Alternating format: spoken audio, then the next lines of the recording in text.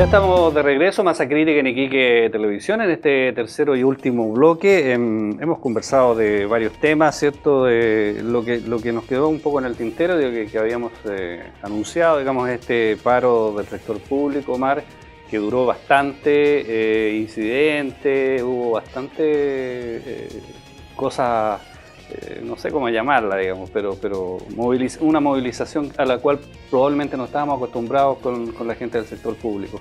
Mucho malestar en el sector público, ¿cierto?, por esta intransigencia del gobierno de mantenerse en el 3,2%, y definitivamente se presentaron 2 proyectos de ley, fueron 2 o 3, y quedó en 3,2, no hubo caso, no mandó el ministro. ¿Y qué pasó?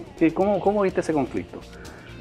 A ver, yo creo que para cualquier país y para cualquier empresario, el hecho que los trabajadores tengan que ir a un paro o una huelga, a mi juicio, no es bueno.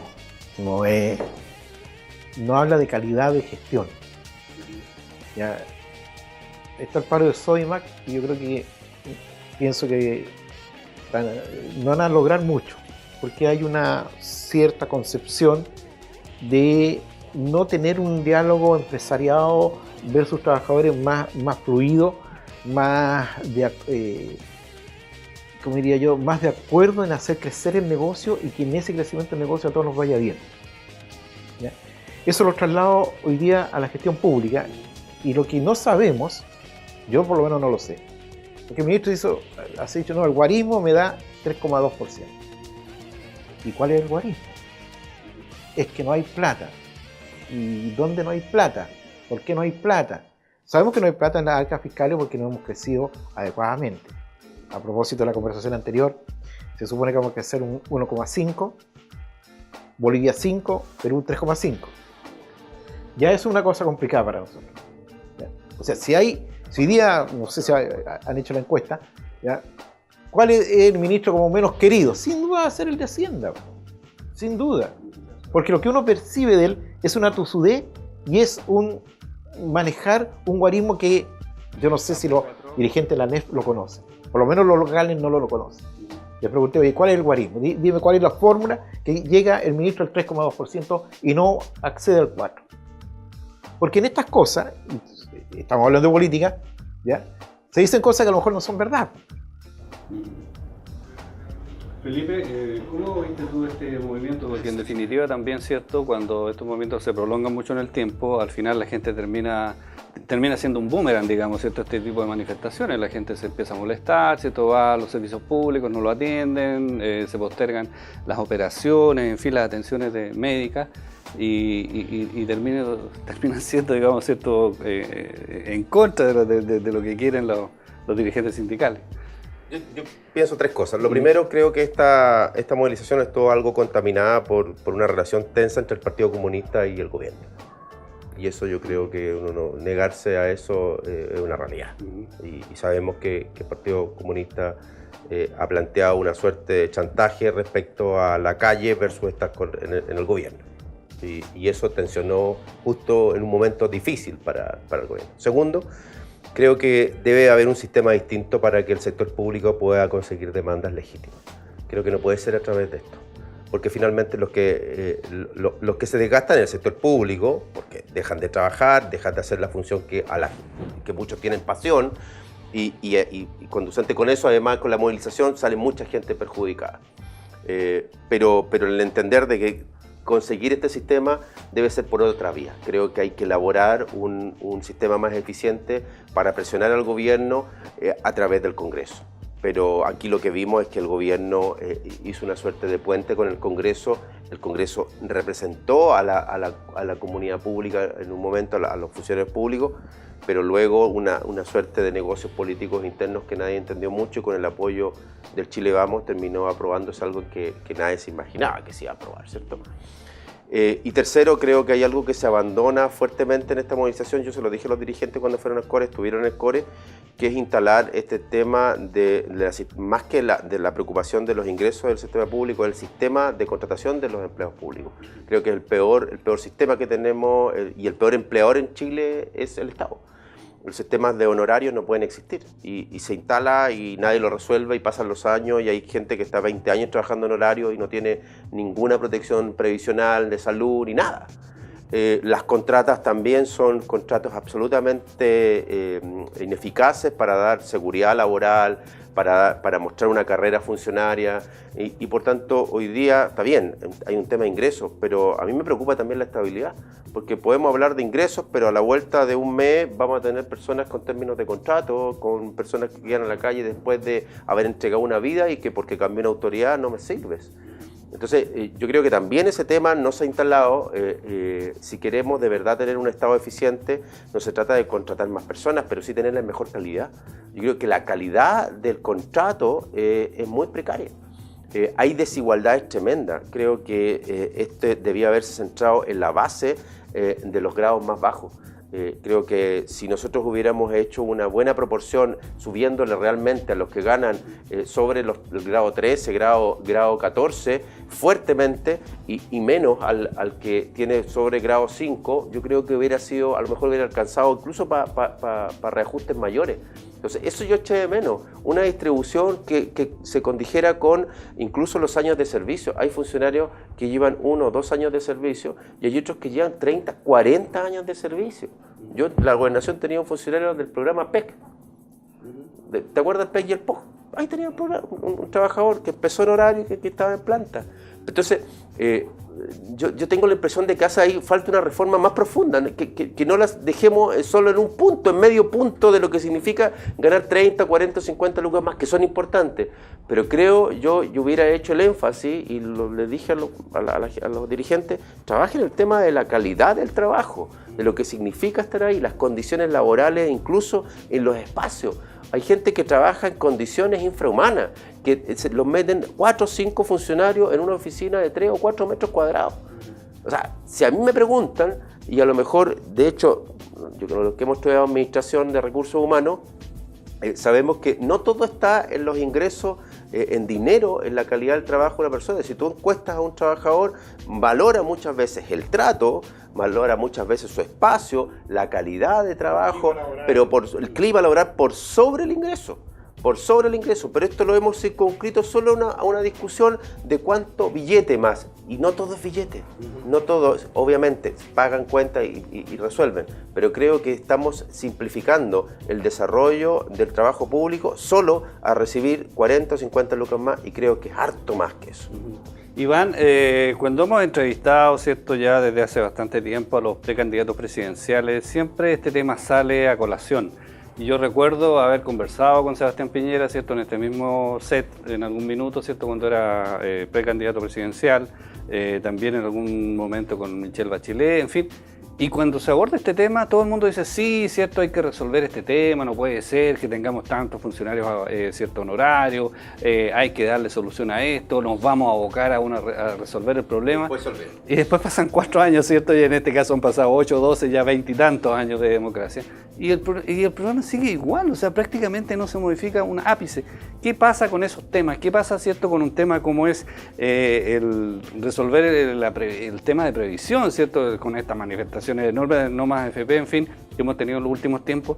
También, estoy seguro, cierto, que le vamos a preguntar a los candidatos del próximo año, todos van a decir, no, tenemos que abocarnos a este tema, está dentro de las prioridades, lo vamos a poner en los primeros lugares, y después se olvida todo el mundo del tema. Bueno, yo creo que es sintomático de ellos precisamente que esa forma de hacer política es lo que está fracasando estrepitosamente por doquier, sin incorporar a los involucrados. La primera reforma al Estado, porque esto en definitiva tiene que ver cómo tenemos relaciones laborales modernas dentro del aparato estatal.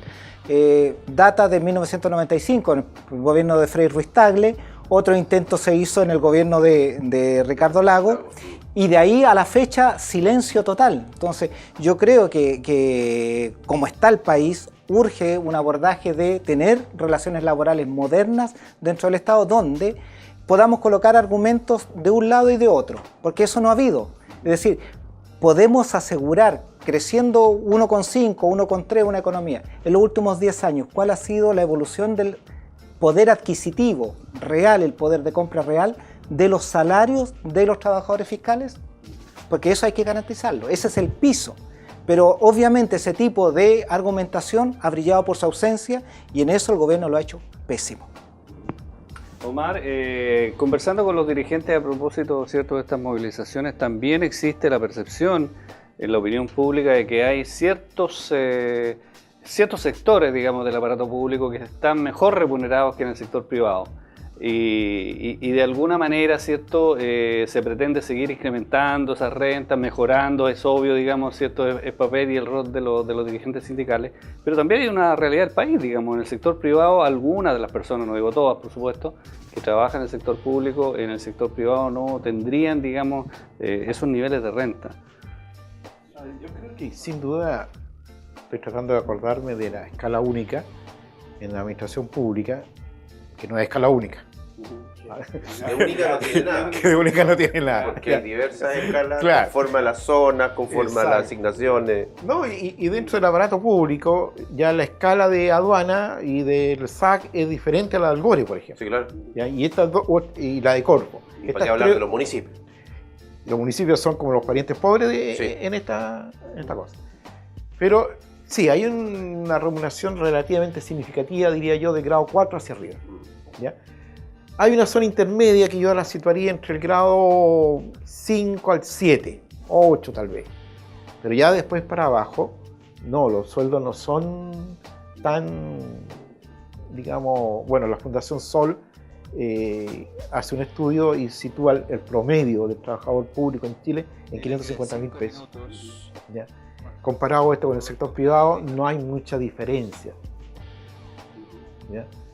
Y sí, concuerdo en que, o sea, el tema salarial en Chile no solamente tiene que ver con el Estado, tiene que ver con el país. Cuando estuvimos discutiendo sobre el tema de la AFP, a menor sueldo, menor ahorro. Entonces, una persona que en su periodo, en su vida laboral ha podido ahorrar poco porque no ha tenido un sueldo estable, un empleo estable y un sueldo acorde con eso, su resultado final va a ser malo. Y esto no se soluciona vía bono. O sea, yo creo que el país ningún país se desarrolla vía bono.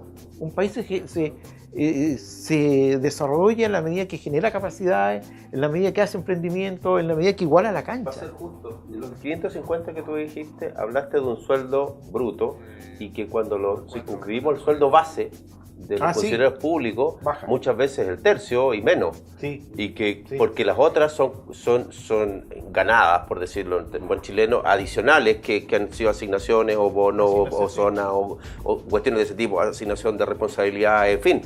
Pero el sueldo base termina siendo un tercio.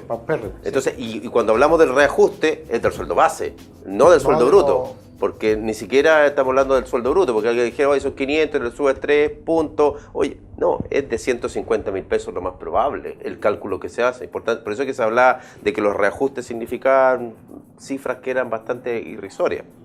Bueno, nos quedan nada más un par de minutos y me gustaría, así, antes de terminar, que me comentaran un poco. Han renunciado, dije yo, ¿cierto? Franica Mitrovic, Danisa Tudillo, bueno, Ramón Galleguillo, ¿cierto? Renunció a la alcaldía para presentarse a algún cargo, en fin, también Roxana Viguera. El único que no renunció fue Felipe Rojas, ¿cierto? Que lo daban por hecho. Que en Facebook dijo, sigo Claro. como consejero regional. Claro, ¿cómo viene el panorama político en la región el próximo año? Así en un minuto, No, Felipe. muy breve. Yo decidí no renunciar por dos razones. Una, personal, verme de diputado todas las semanas arriba de un avión y alejarme de mis hijos, tengo hijas chicas todavía, y nietos, me significaba un costo personal que no estaba dispuesto a seguir.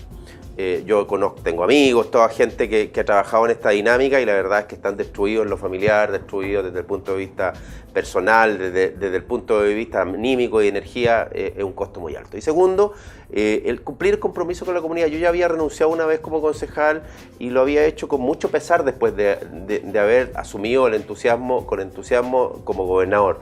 Pero sentí siempre que había quedado en deuda con aquellos que habían votado con una importante mayoría, la segunda mayoría también.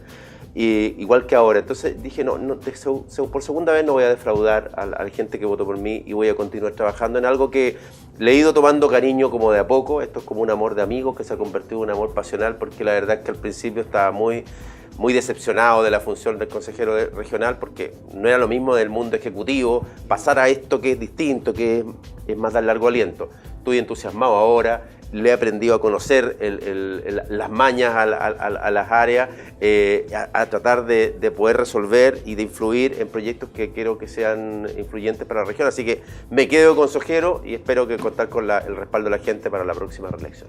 Iván, ¿qué te parecen a ti toda esta renuncia y todo este panorama? Probablemente muchos de ellos los vamos a ver como candidatos al próximo año. ¿Son liderazgos nuevos? ¿Son los mismos liderazgos de siempre? Hay varios que se adscriben, ¿cierto?, al paraguas del sorismo. ¿Cómo ves tú y analizas esto en un minuto nomás? ¿En un minuto? Sí. No, a mí me parece bien en la medida que emerjan auténticos liderazgos arraigados en la región. Agregaría que cuenten con un nivel profesional adecuado. Necesitamos subir el nivel de nuestros dirigentes y líderes. Bueno, este otro año vamos a tenerlos probablemente acá, ¿cierto?, en el programa, a muchos de ellos, a varios candidatos, porque todos ellos probablemente se van a transformar en candidatos. Bueno, queremos agradecerle, ¿cierto?, a nuestros invitados hoy día, Felipe Rojas, Iván Valenzuela, muchas gracias por acompañarnos en el programa. Y como siempre, Omar Williams, muchas gracias, ha sido un gusto. Nos reencontramos la próxima semana en este mismo horario en Masa Crítica en Iquique Televisión.